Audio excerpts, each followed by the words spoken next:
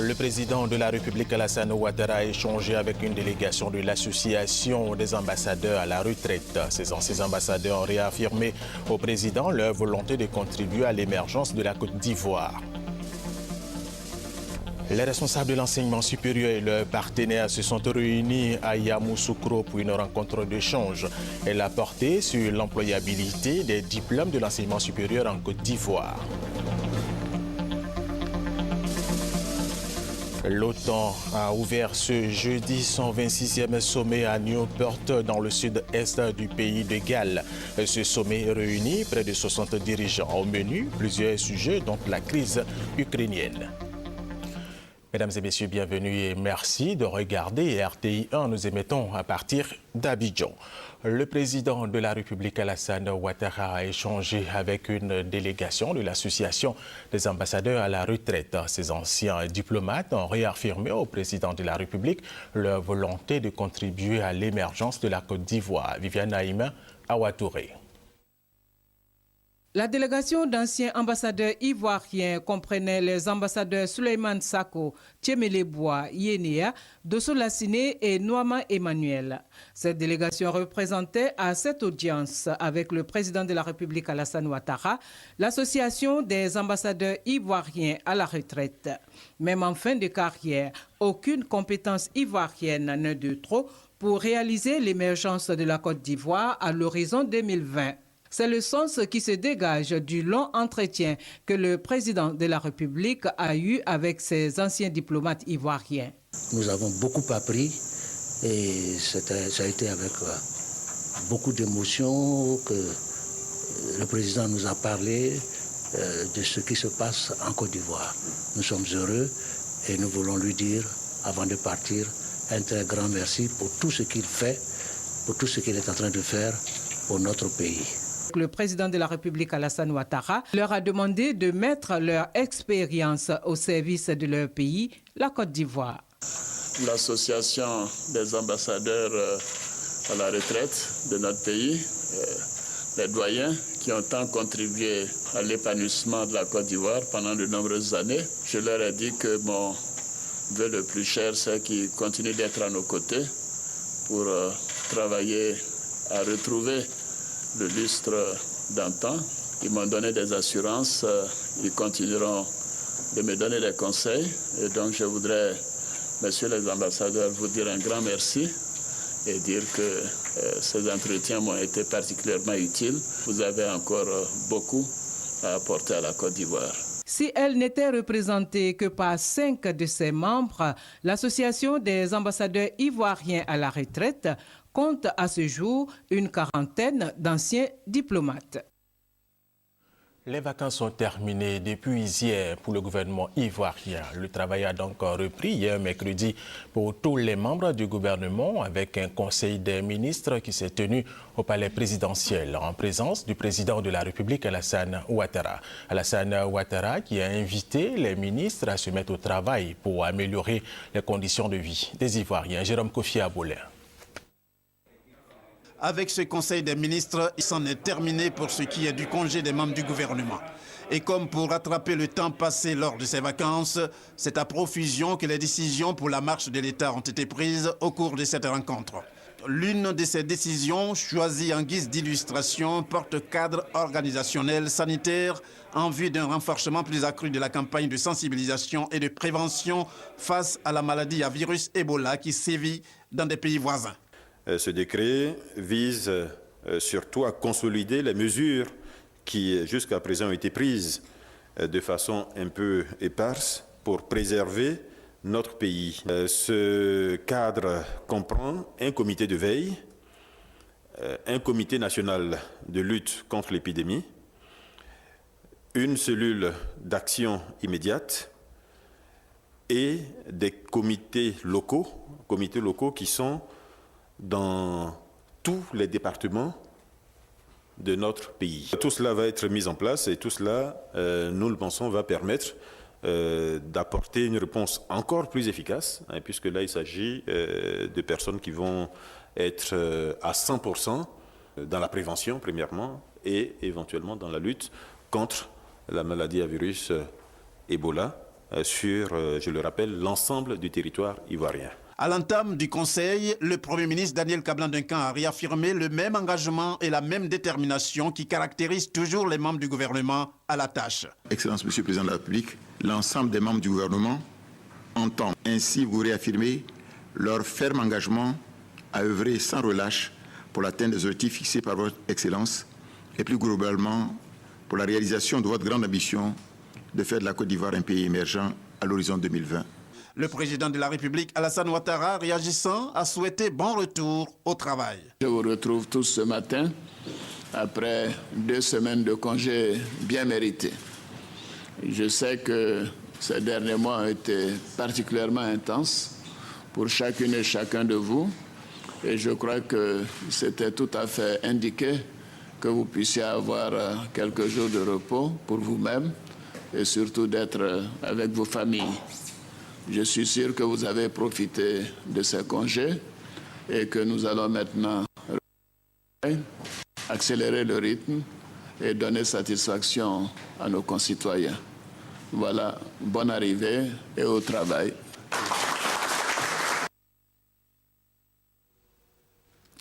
Nommé pour 3 ans, remplacement de 3 conseillers dont le mandat a expiré. Les nouveaux membres du Conseil constitutionnel ont prêté serment ce jeudi devant le président de cette institution, le professeur Francis Vaudier.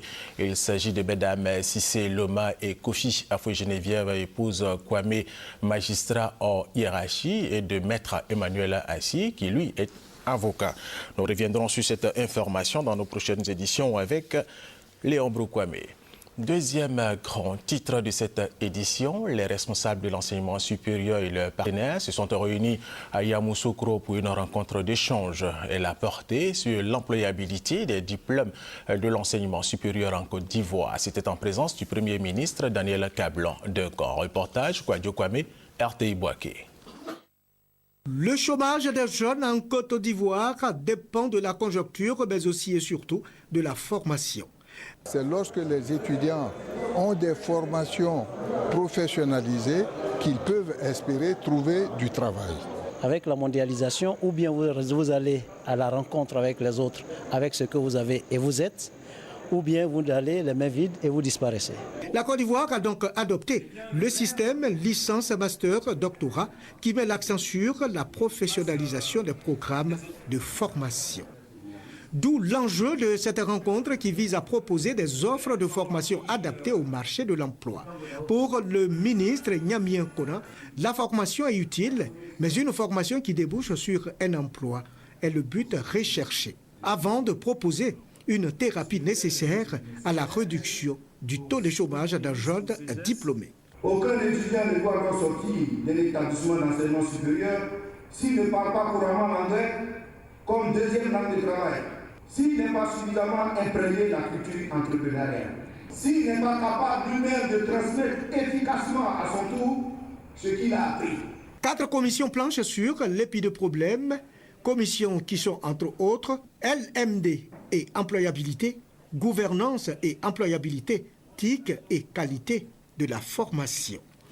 Pour le Premier ministre Daniel Kablan-Duncan, le rôle de notre système éducatif est de produire des acteurs de développement. Les réformes en cours pour améliorer le contenu pédagogique dans nos universités doivent se poursuivre, notamment par une évaluation rigoureuse des différentes filières en lien avec nos objectifs de développement. Le système LMD ouvre le champ à de nouvelles filières d'enseignement adaptées aux besoins du marché de l'emploi. Une bonne formation garantit l'auto-emploi. Le rôle et la place des universités privées doivent également être examinés.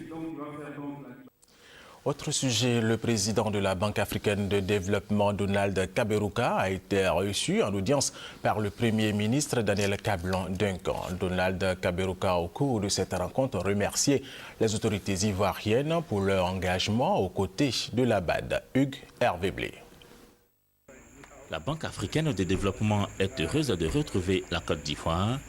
Le président de la BAD, Donald Kaberuka, l'a évoqué avec le Premier ministre Daniel Kablan-Duncan. C'est une institution encore plus forte que par le passé qui va officiellement, dans les prochains jours, marquer son retour effectif à Abidjan. Le gouvernement a fait un travail remarquable pour les préparatifs. La logistique de cette installation a été quand même un travail pas si simple. Donc nous sommes contents tous, la Côte d'Ivoire nous-mêmes, que tout s'est passé très bien. Donc là, lundi, nous allons une cérémonie de monter les drapeaux de la Banque de la Côte d'Ivoire et pour donc finaliser ce processus de retour. Le retour de la BAD à Abidjan, un vœu qui se réalise pour le gouvernement ivoirien. Les instructions du président de la République étaient très claires. Il faut que tout soit fait, que la Banque africaine de développement revienne à son siège le plus rapidement possible dans les meilleures conditions. Sur cette base, donc, l'ensemble des équipes mises en place au niveau gouvernemental a travaillé. Et nous sommes heureux d'entendre le président Kaberuka dire qu'ils sont satisfaits du travail qui a donc été fait. Nous avons donc indiqué au président Kaberuka que nous sommes disponibles pour continuer ce travail, même après leur retour ici, de manière à ce qu'ils soient donc totalement chez eux. Désormais effectif, le retour de la BAD à son siège à Abidjan a été décidé par les conseils de gouverneurs de la BAD et du Fonds africain de développement. C'était à Marrakech lors de leurs réunions annuelles au mois de mai 2013. Tout à fait autre chose. Après 10 années d'interruption, le lycée international Jean Mermoz, qui est à Cocody, ici à Abidjan, a rouvert ses portes. Élèves, enseignants et personnels de l'administration sont heureux de retrouver ce lycée, nous dit Maïsako. J'ai vu des flamands avec des éléphants. Ce jeudi matin à 7 h, il régnait une bonne ambiance au lycée international Jean Mermoz à Cocody. Parents et élèves étaient heureux de la réouverture de l'établissement.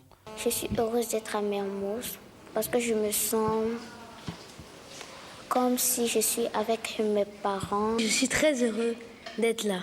Mermoz a toujours été un monument dans Cocody. Déjà, le fait que ça réouvre, c'est déjà bon pour, je veux dire, pour la paix. On suppose que toutes les conditions sont réunies maintenant. Même son de cloche pour les enseignants. Tout se passe bien, tout a été très bien préparé. Il y a une équipe performante qui s'est occupée de toute la réouverture de Mermoz. Le lycée international Jean Mermoz réhabilité comporte 90 classes et 40 bâtiments, prêts à accueillir 900 élèves répartis dans les 3 différents cycles que sont la maternelle, le primaire et le secondaire. Les apprenants sont en majorité de nationalité ivoirienne et française. Nous avons 450 élèves dans le primaire et 450 élèves au secondaire. Et ce qui est intéressant, c'est que nous avons largement rempli les classes qui sont des classes de début de cycle. Il n'y aura pas d'examen de bac pour les élèves cette année. Seuls sont au programme le brevet et le probatoire. Cette année est une classe où nous ouvrons 100 terminales, ce qui est tout à fait cohérent parce que nous ouvrons le cycle terminal, c'est-à-dire la première, ce qui donc ouvre droit à 2 examens, le brevet, ce que vous appelez le probatoire et ce que nous appelons les épreuves anticipées dans le système à programme français. Les travaux de réhabilitation du lycée international Jean Mermoz ont été menés par l'État de Côte d'Ivoire à travers le BNET, le Bureau national d'études techniques et de développement. Le coût des travaux de réhabilitation des bâtiments s'élève à 5,6 milliards. Les équipements sont à 2,8 milliards. Les cours ont bel et bien repris ce jeudi au lycée international Jean Mermoz. Dans les 3 prochaines années, l'établissement envisage d'accueillir 2500 élèves, soit 3 fois son effectif actuel.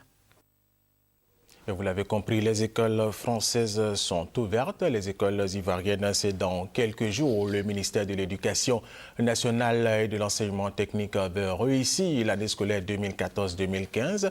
Il a initié un séminaire à Grand-Bassam pour déterminer un plan d'action prioritaire. Connu par Gassoro, Serge Gongomer.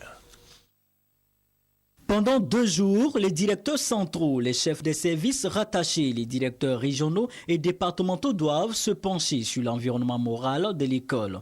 Il s'agit pour les différents acteurs du système éducatif d'apporter des réponses à toutes les formes de nuisances aux alentours des écoles, mais aussi à la fraude et à la tricherie. Pour la ministre Kandia Kamara, ce séminaire doit permettre de cibler les actions prioritaires pour l'exercice 2014-2015.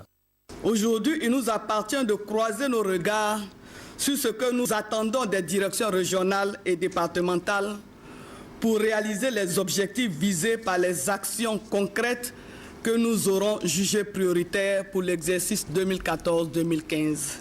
Occasion pour la ministre de féliciter et d'encourager l'ensemble des acteurs du système éducatif pour les efforts fournis au compte de l'année scolaire 2013-2014.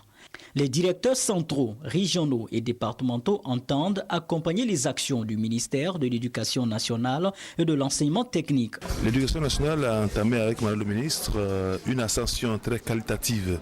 Ce rythme-là doit être maintenu en renforçant le fond et la qualité des séminaires qui prépare véritablement la rentrée scolaire. Nous avons comme option à l'Éducation nationale l'excellence.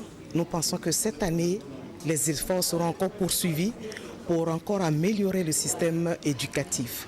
Le ministère de l'Éducation nationale et de l'enseignement technique invite tous les parents d'élèves et partenaires de l'Éducation nationale à respecter la date de la rentrée scolaire prévue pour le 15 septembre prochain.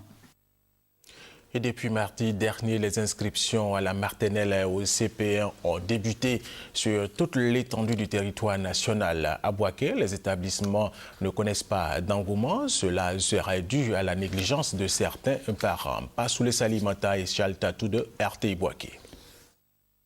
L'inscription à la maternelle au cours préparatoire première année CP1 connaît un début timide dans la commune de Bouaké. Certains attribuent cette timidité au manque d'informations et à la mauvaise habitude de certains parents d'élèves qui attendent toujours les derniers moments pour se bousculer devant les bureaux d'inscription. Il n'y a pas d'affluence, je n'ai eu que 3 personnes. À Milancro, village de la commune, l'école primaire publique est restée fermée. Les parents ont l'habitude de ne pas aller au champ les mercredis. Et voilà pourquoi nous avons mis l'inscription le 3 septembre pour que les parents aient le temps de venir inscrire leurs enfants. Ces inscriptions concernent les enfants de 3 à 5 ans et de 6 à 9 ans, respectivement pour la maternelle et le CP1. Pour permettre à de nombreux enfants d'avoir accès à l'éducation, les inscriptions sont totalement gratuites. Elles peuvent même se faire si l'enfant n'a pas d'extrait de naissance. Autre information, les responsables du ministère de la fonction publique mettent en garde tous ceux qui font passer des SMS faisant croire qu'ils ont des places disponibles aux différents concours de la fonction publique. Sous des identités d'emprunt, ils font véhiculer des messages pour anarquer les populations. Connaît par Gassoro et Abou Sanogo. Neveu, envoie-moi vite tes dossiers. J'ai pu obtenir maintenant des places au trésor, à l'INFAS, aux impôts, à la douane, à la SICTA, à la police. Fais vite. Appelle Mme Touré pour payer tes frais d'inscription rapidement. Signé M. Soro Prosper. Des SMS reçus par de nombreuses personnes dans le district d'Abidjan. J'en ai reçu une fois, qui parlait d'un concours à la fonction publique. Et ce message disait qu'il y avait 80 places. Ils ont donné un numéro. On a appelé le numéro. Bon, effectivement, le numéro ne marchait pas. On a vu que c'était une arnaque. L'arnaque, un fléau qui prend de plus en plus de l'ampleur. Depuis plusieurs semaines, des individus se présentant comme des agents du ministère de la fonction publique et de la réforme administrative font passer des messages concernant des places à vendre aux différents concours d'accès à la fonction publique. Je voudrais informer les Ivoiriens que tous ces SMS qu'ils reçoivent ne sont pas des SMS qui viennent du ministère de la fonction publique et de la réforme administrative. Pour le professeur Joseph Kodjis, des mesures sont prises en vue de mettre hors d'état de nuire ces délinquants. Il invite les populations à plus de vigilance avant de les rassurer des dispositions prises par les responsables du ministère pour éviter les éventuels cas de fraude à la fonction publique. Depuis un certain moment, nous avons mis en place un dispositif à travers le système intégré de gestion des fonctionnaires des agents de l'État, donc le SICFAE, qui est un système qui permet de contenir toutes sortes de fraudes. Aujourd'hui, on ne peut plus intégrer la fonction publique vraiment n'importe comment. Le ministère de la fonction publique et de la réforme administrative exhorte les populations à consulter le site web du ministère www.fonctionpublique.igouv.ci. Ici, en Côte d'Ivoire, la sous-préfecture de Bouli se mobilise contre la fièvre hémorragique à virus Ebola qui sévit en Guinée, en Sierra Leone et au Libéria. Nous vous le disions à l'instant, le sous-préfet et les responsables de la santé, les chefs de village invitent les populations à respecter les consignes du gouvernement. Honorine Agnigori. Dans sa tournée de sensibilisation dans la sous-préfecture de Boli, dans le département de Didiévi, contre la fièvre hémorragique à virus Ebola, le sous-préfet Koyue Djedje a rassuré la population quant à l'absence du virus Ebola en Côte d'Ivoire. Pour lui, l'objet de cette rencontre est de prévenir l'épidémie en sensibilisant les administrés sur le changement de comportement. Et cela se résume, entre autres, à des mesures de précaution prises par le gouvernement que rappelle l'infirmier du centre de santé urbain de Boli, Désiré Nguessan. À savoir, éviter de manger et de manipuler la viande de brousse et s'abstenir de se serrer les mains et de se faire les accolades. Toutefois, en cas de fièvre brusque, de vomissement et d'hémorragie, le malade doit prévenir le centre de santé. Ces recommandations ont été bien perçues par Nanan Paul Yao, le chef de la tribu Nyangui Sud. Il a, au nom de ses pairs, pris l'engagement de relayer l'information auprès des populations pour zéro Ebola à Boli. La Côte d'Ivoire veut être éligible au Millennium Challenge Corporation 2014 et aboutit à l'émergence à l'horizon 2020. Le gouvernement ivoirien a donc décidé de mettre tout en œuvre pour atteindre cet objectif. Jean-Jacques Ouaméala. Les conséquences de la crise imposent une réorientation de l'action publique afin de placer les consommateurs et leurs intérêts au centre de la réforme financière. Ce sont les mots prononcés par Latro Marie Esso, représentante de la ministre chargée de l'économie et des finances, au cours de l'atelier d'élaboration de la stratégie nationale pour l'éducation financière en Côte d'Ivoire. Pour elle, l'éducation financière participe à l'essor de l'économie. Il est important d'apprendre à la population comment gérer son argent au mieux pour ne pas retomber dans les tailles économiques que nous avons connues avec les crises des années 80. L'objectif de l'atelier est de permettre à la Côte d'Ivoire d'être éligible au Millennium Challenge Corporation MCC, une éligibilité qui permettra à la Côte d'Ivoire de bénéficier d'une subvention d'environ 500 milliards de francs CFA des États-Unis. Mais pour y parvenir, les autorités ivoiriennes décident d'accorder une attention particulière à l'indicateur éducation financière, un indicateur qui fait partie des 11 encore au rouge sur le 20 à valider. Pour l'État de Côte d'Ivoire, une fois achevée, la stratégie nationale pour l'éducation financière permettra de définir les domaines prioritaires en matière de sensibilisation, puis de dégager les sources de financement. La représentante spéciale en Côte d'Ivoire du secrétaire général de l'Organisation des Nations Unies, Aïcha Tomé Ndadou, s'est rendue hier au siège provisoire du Front populaire ivoirien. Le siège saccagé lundi dernier par des inconnus. Aïcha Tomé Ndadou a dit la compassion de son institution au Front populaire ivoirien. Léon Broukwame. La représentante spéciale du secrétaire général de l'ONU en Côte d'Ivoire au siège du Front populaire ivoirien, FPI. Aïcha Tomé Ndadou est venue apporter la compassion de son institution à ce parti de la gauche ivoirienne après l'attaque ce lundi de son siège par des inconnus. Une visite aussi pour apprécier les dégâts et la direction du FPI par la voix de Raymond Douy, vice-président de ce parti, peut signifier aux fonctionnaires onusiens les pertes enregistrées. Presque tout, notamment la mémoire administrative, à travers la destruction du système informatique du FPI, une raison de plus pour Aïcha Tomé Ndadou de condamner cette agression. Dire encore une fois, haut et fort, que la démocratie s'exprime par les arguments et non par la force, et condamner de la façon la plus vigoureuse ce qui est arrivé ici. Je voudrais aussi saisir cette occasion pour lancer un appel aux dirigeants du FPI, aux membres du FPI, pour que ces actes ne puissent pas les décourager dans l'expression de la volonté de paix et de réconciliation nationale. Aussi évoquer les enquêtes ouvertes par le gouvernement pour faire la lumière sur l'attaque du siège du FPI. Ce que nous faisons, c'est encourager les autorités à aller au bout de l'enquête, à mener une enquête transparente et juste et faire en sorte que les coupables soient identifiés et poursuivis. Objectif, consolidation de la paix, une logique dans laquelle le FPI dit toujours s'inscrire. En tout cas, les dirigeants du parti l'ont confié à la représentante spéciale du secrétaire général de l'ONU en Côte d'Ivoire. La ministre de la Solidarité, de la Famille, de la Femme et de l'Enfant, Anne Désiré Ouleto, a effectué une tournée dans la région de Lifou. Cette visite s'inscrit dans le cadre de la Semaine de la Solidarité. Elle a offert à Daoukro des vivres et non-vivres aux victimes de la crise post-électorale. Chaltatou. Semaine de solidarité initiée par le ministère en charge de la solidarité, de la famille, de la femme et de l'enfant. La ministre Anne Désiré Ouleto en a fait profiter aux 6 familles sinistrées de l'incendie de Daoukro et aux victimes de la crise post-électorale. En tournée dans la région, elle a marqué une escale dans la localité avec des lots de vivres et de non-vivres. Ces différents lots de dons ont été distribués aux victimes de l'incendie et de la crise post-électorale. Anne Ouleto ne pouvait faire des dons sans expliquer la nécessité de la cohésion sociale, gage de paix et de tout développement.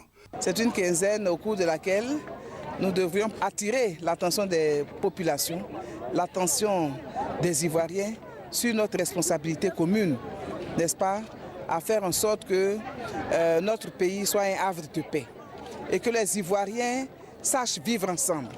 Il était important, à quelques jours de l'arrivée du président de la République, que ces populations également, dans la ferveur, se joignent à tout le reste de la population pour réserver un accueil chaleureux. La tournée du ministre Anne Ouleto s'est achevée à Daoukro par une visite dans les familles des sinistrés et des victimes de la crise post-électorale. L'organisation non gouvernementale ATOU continue de prêcher la paix en Côte d'Ivoire. Les responsables de cette structure se sont rendus dans la localité de Bangolo pour inviter les populations à la paix et à la réconciliation. Léon Brou.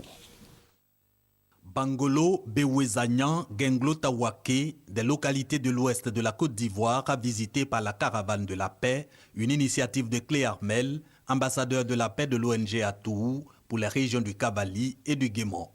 Le renforcement de la cohésion sociale a constitué le maître mot de son message aux différentes étapes de ce périple. Un périple pour aussi inviter au pardon et à l'acceptation mutuelle, mais surtout une occasion pour Clé Armel de toucher du doigt les difficultés des populations. Regardez la route, regardez nos villages, on n'a pas de courant. On ne sait pas ce qui se passe en Côte d'Ivoire même. Quitter ici, aller à Diokoé, on paye 5 000 francs. Nous sommes à 45 km de Diokoé. Le développement pour l'épanouissement des populations du département de Bangolo, c'est la finalité des actions de l'ambassadeur de la paix pour l'ONG ATOU, une raison pour Clé Armel d'inviter les fils et filles, et notamment les cadres de Bangolo, à tourner le dos au passé et à taire leurs différents politiques.